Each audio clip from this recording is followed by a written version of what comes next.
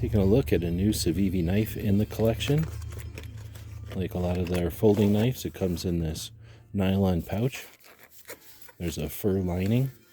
It has the knife sticker. We've got a Civivi logo sticker.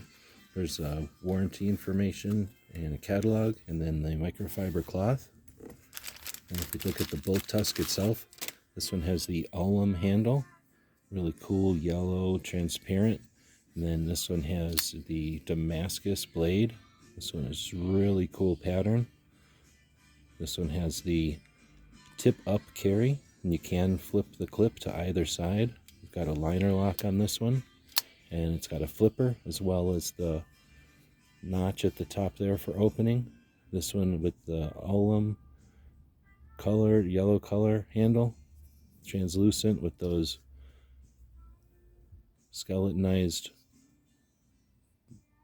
internals. Really makes this an interesting knife. Great overall shape, great blade shape.